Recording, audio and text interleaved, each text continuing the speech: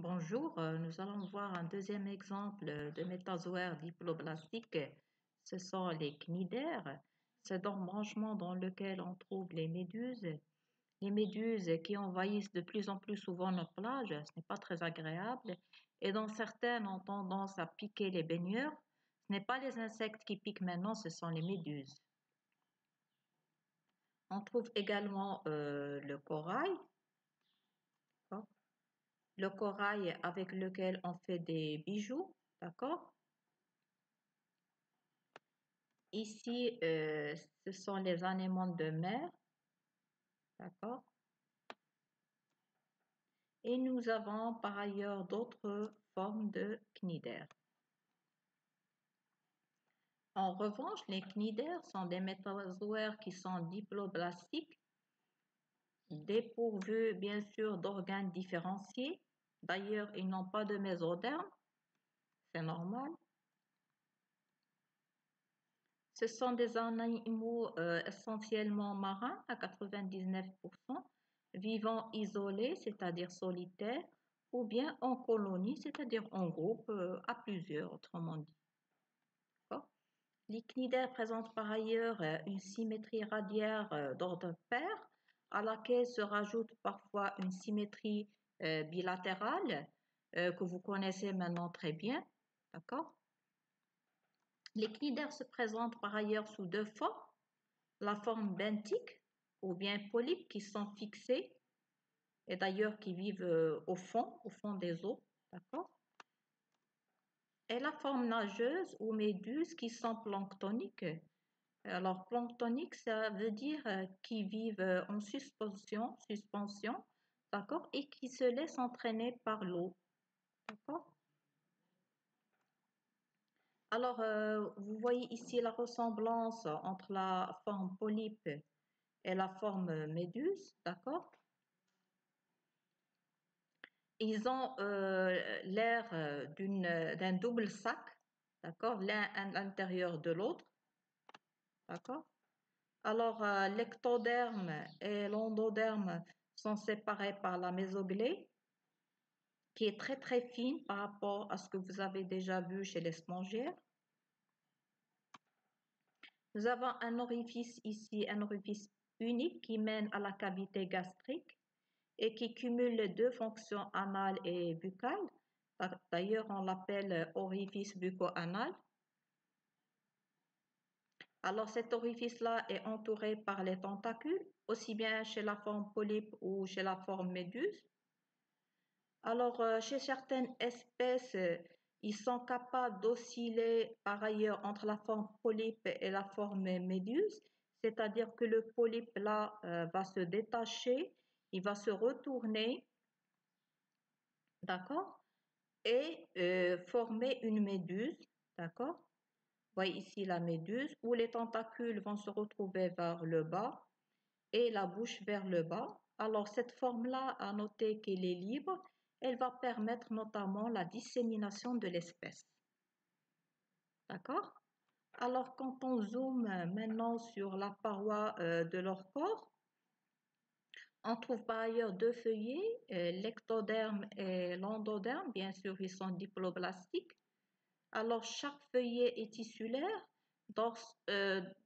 d'accord, vous voyez ici les cellules, quand on passe à l'organisation interne, chaque feuillet tissulaire est formé par une seule couche de cellules, que ce soit l'ectoderme ou bien l'endoderme, d'accord, et ces couches-là sont monostratifiées. Mono, ça veut dire une seule couche de cellules. Donc, nous avons une seule strate de cellules au niveau de chaque tissu et c'est pour cela qu'on l'appelle épithélium monostratifié. Alors, pour l'ectoderme, je vais commencer à décrire la structure, bien sûr, de l'ectoderme, celui-là. Alors, les premières cellules qu'on va voir, ce sont les cellules myoépithéliales qui forment une couche de cellules de revêtement et leur myofibrilles longitudinales assure par ailleurs la contraction de l'animal. Alors, le deuxième type de cellules, ce sont les cellules interstitielles. Ce sont par ailleurs des cellules qui sont embryonnaires, c'est-à-dire non différenciées, et elle assure par ailleurs le remplacement des autres catégories cellulaires et des gonocytes. On va revenir sur les cellules interstitielles à chaque fois au niveau de ce cours.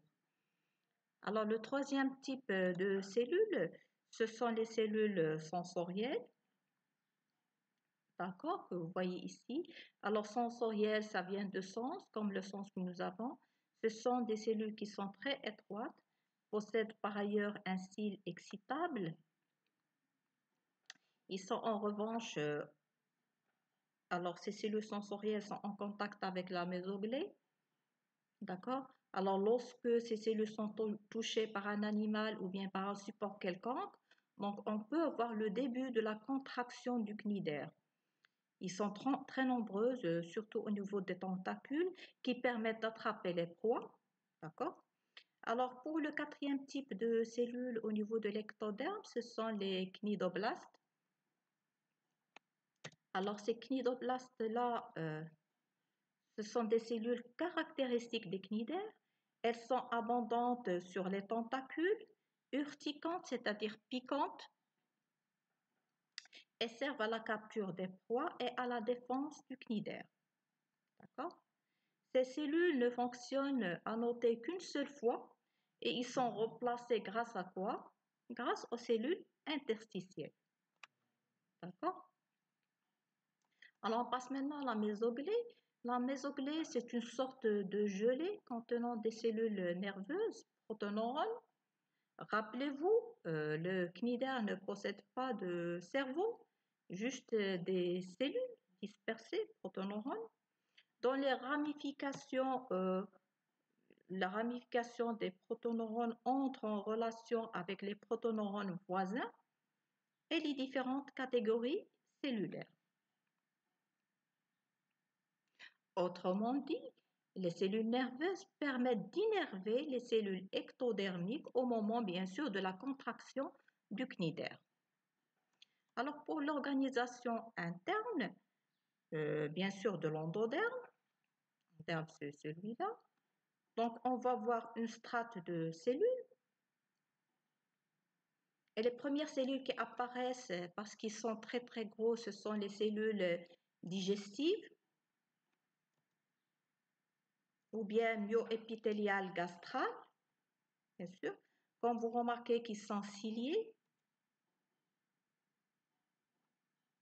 Et puis, nous avons les cellules glandulaires.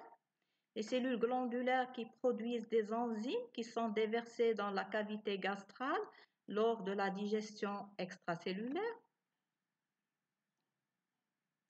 et qui interviennent aussi dans la production d'enzymes et la production du mucus qui sont déversés dans la cavité gastrale lors de la digestion qui est extracellulaire qui débute bien sûr ici dans la cavité gastrale. On va revenir sur ça après. Alors, concernant la nutrition, la plupart des cnidaires sont carnassiers car ils se nourrissent de plancton, de protozoaires et de petits poissons.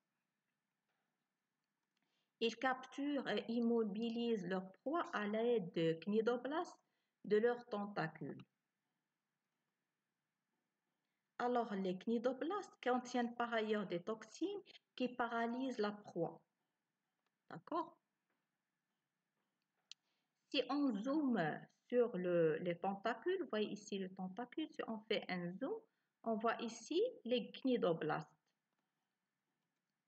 Au niveau des cnidoblastes, vous voyez ici un cnidocyle. Alors, comment ça se passe?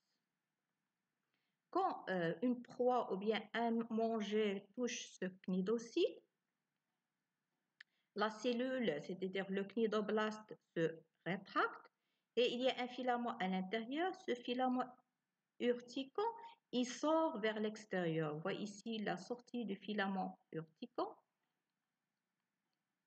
D'accord? Et il va se planter sur la proie. D'accord? Et une fois se planté dans la proie, il va injecter les toxines qui paralysent par ailleurs cette proie. Alors, cette opération ne dure que quelques millisecondes, d'accord? Et puis, les tentacules se rétractent et la nourriture est ramenée vers la bouche qui se trouve évidemment ici. Alors, cette opération ne dure justement que quelques millisecondes et après, le cnidoblaste meurt.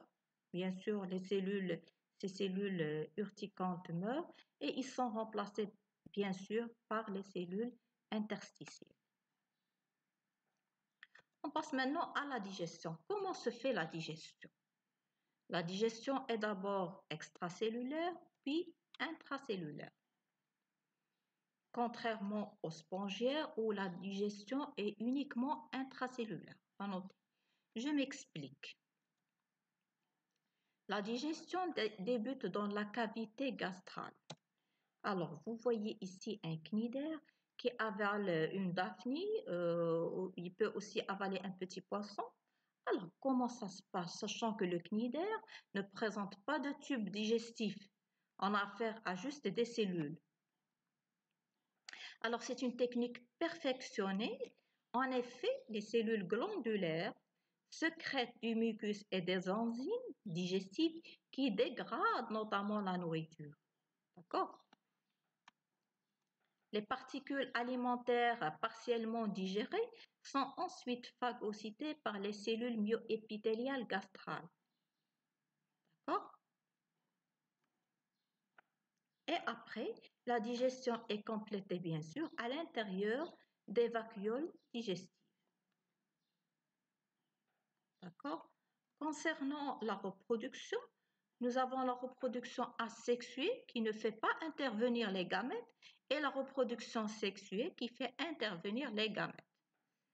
Pour la reproduction asexuée, nous avons par ailleurs la régénération, le bourgeonnement et la strobilisation.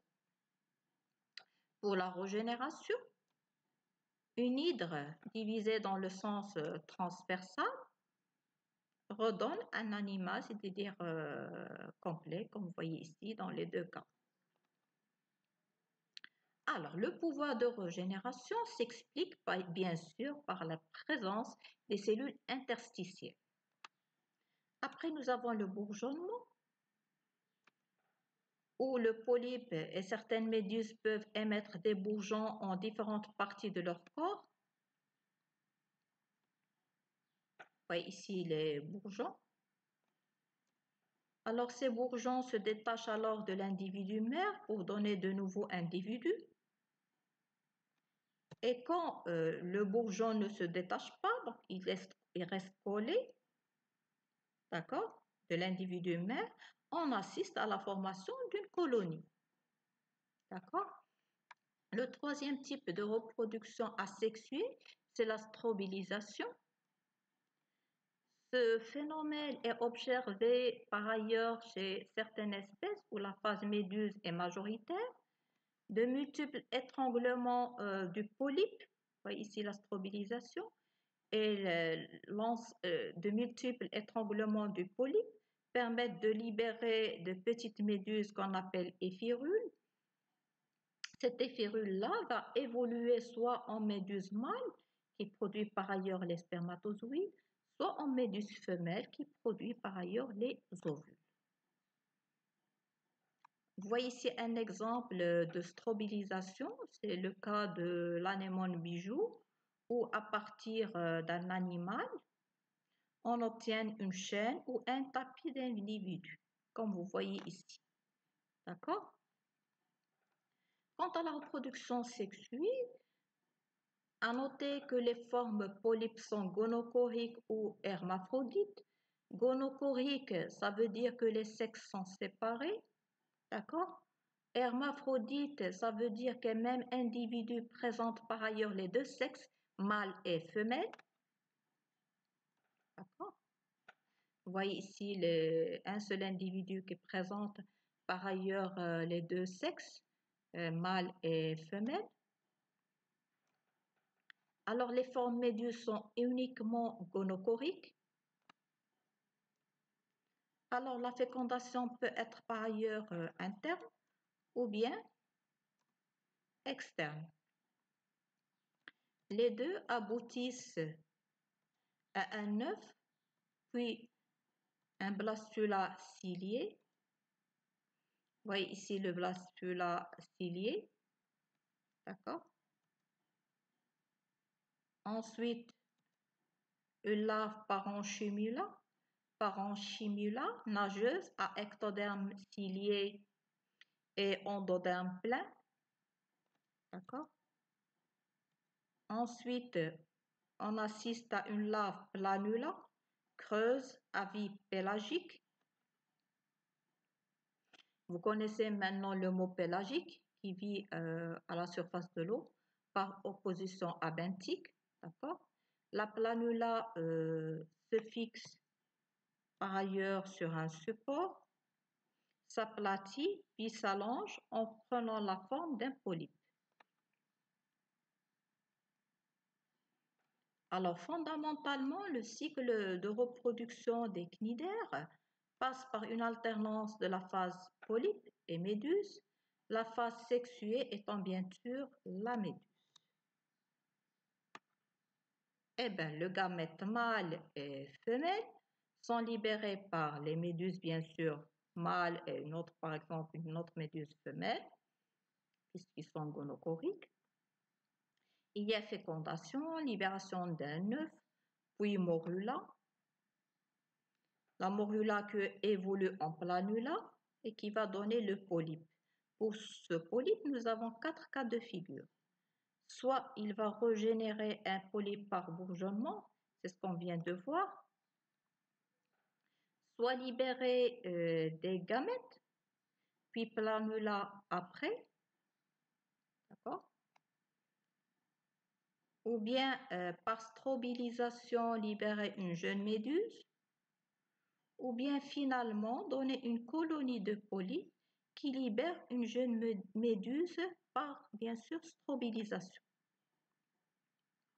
Bon, cette jeune méduse, là, peut évoluer en méduse mature et donner une jeune méduse après, et le cycle recommence. Bon, des fois, on assiste à un cycle sans polype. Vous y êtes? Vous voyez ici les méduses qui mesurent à peu près 4 mm, libèrent des gamètes mâles et bien sûr une autre méduse qui va, par exemple, libérer le gamète femelle. D'accord? On obtient une larve planula, ensuite une larve actinuloïde et enfin une jeune méduse qui évolue en méduse adulte et le cycle reprend. Eh bien, des fois, on assiste à un cycle sans méduse. Vous voyez ici le polype qui est hermaphrodite, présente comme vous voyez les testicules et l'ovaire. En fait, c'est juste une appellation. Il s'agit d'une cellule mâle et cellule femelle. Alors, les testicules, par ailleurs, libèrent les spermatozoïdes. L'ovaire libère un ovocyte. Après, on assiste à une fécondation, formation d'un œuf et libération d'un morula. Un morula dans sa coque, oui, dans une coque. Après, la larve planula sortant de la coque. Et puis après, un jeune polype qui subit une reproduction asexuée par bourgeonnement, le bourgeonnement qu'on a déjà vu. D'accord? Et puis le cycle recommence.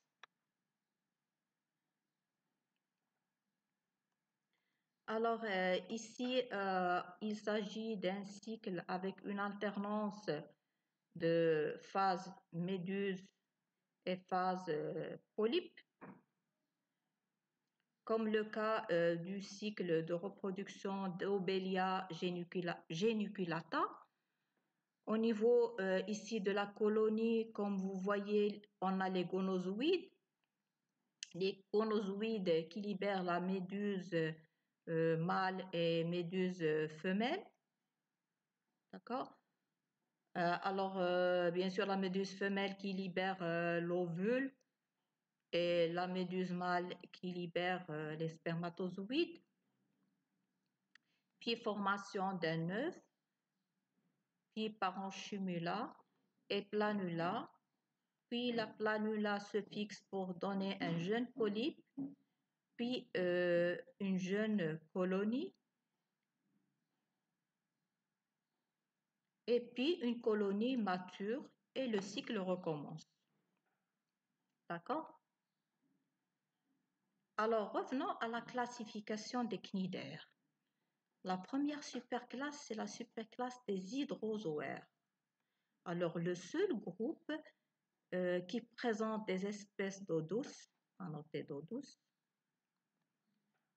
ce sont des cnidaires primitifs à symétrie tétraradiée, tétra est égal à 4, qui coupe par ailleurs le cnidaire en 4 morceaux identiques. D'accord? La nutrition est assurée par des individus spécialisés gastrozoïdes. Le cycle vital est typique avec alternance polype-méduse ou réduit à la phase polype ou à la phase méduse. D'accord?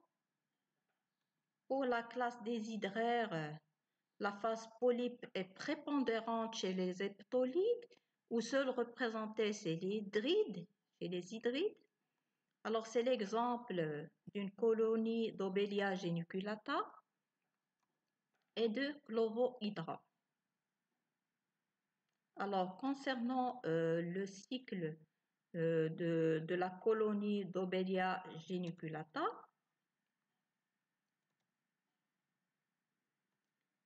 ça se voit qu'elle présente un cycle avec une alternance méduse et polype. Au sein de cette colonie, on note deux types de polypes. Là, par exemple, ça c'est le polype hydrante ou hydrozoïde qui présente des tentacules et qui joue le rôle dans la digestion. Donc, il va avoir un rôle nourricier. D'accord? Et par contre, là, on voit un polype reproducteur ou gonozoïde qui ne présente pas de tentacules, comme vous voyez, mais plutôt des petites sphères. En fait, ce sont des bourgeons de méduse qui vont se transformer en méduse. D'accord? La deuxième classe, c'est la classe des hydrocorallières. Ces hydrocorallières coloniaux participent à la formation de récifs de coraux. Nous avons l'exemple de Milpora nodisa et de Stylaster. La troisième classe, c'est la classe des siphonophores. Ce sont en fait des hydrozoaires marins planctoniques de grande taille, à symétrie bilatérale. Ils résultent de l'association d'unités semblables aux cormidis. Alors, vous voyez ici les cormidis. Alors, chaque cormidie est formée par une succession de dactylozoïdes, gonozoïdes, gastérozoïdes et enfin d'un filament pêcheur. C'est l'exemple de Physalia. Ça, c'est Physalia. Ce que vous voyez ici, c'est le flotteur. Ici, ce sont les tentacules. Alors, Physalia qui pique aussi les baigneurs au niveau des plages. La quatrième classe, c'est la classe des trachylides. Alors, ce groupe à symétrie radiaire n'existe que sous la forme méduse. C'est le cas de Cunina, que vous voyez ici, et de Carmarina astata. La deuxième superclasse, c'est la superclasse des siphozoaires. Alors, cette superclasse rassemble des animaux en forme de polype et la phase méduse y est largement prépondérante. Les méduses ne présentent pas de vélum. Ici, le vélum, on dit qu'ils sont acraspédotes parce qu'ils ne présentent pas de vélum et présentent une symétrie tétraradiée parfaite. tétra, je répète, est égal à 4. Alors, la classification de ces méduses est fondée sur les caractères de leur cycle de reproduction. Nous avons le cas d'Aurelia ohita et de Rhizostoma. Alors, à noter que les deux sont des scyphozoaires. Pour les scyphozoaires, ils ont un polype, mais il est très petit. Mais c'est plutôt la génération méduse qui est dominante. Alors, je vous invite à voir une vidéo explicative.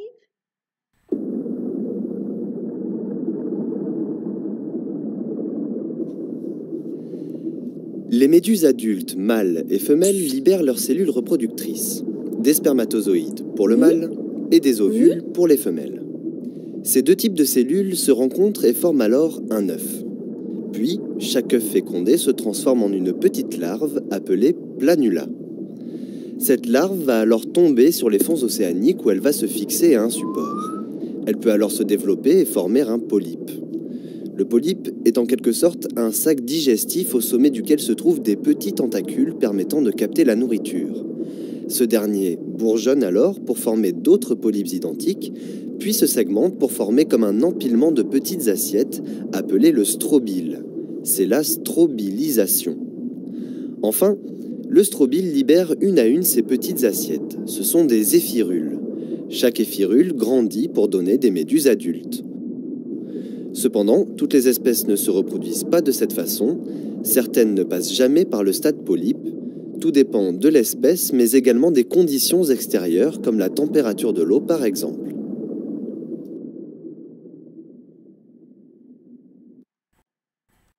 La troisième et dernière superclasse, c'est la superclasse des anthozoaires.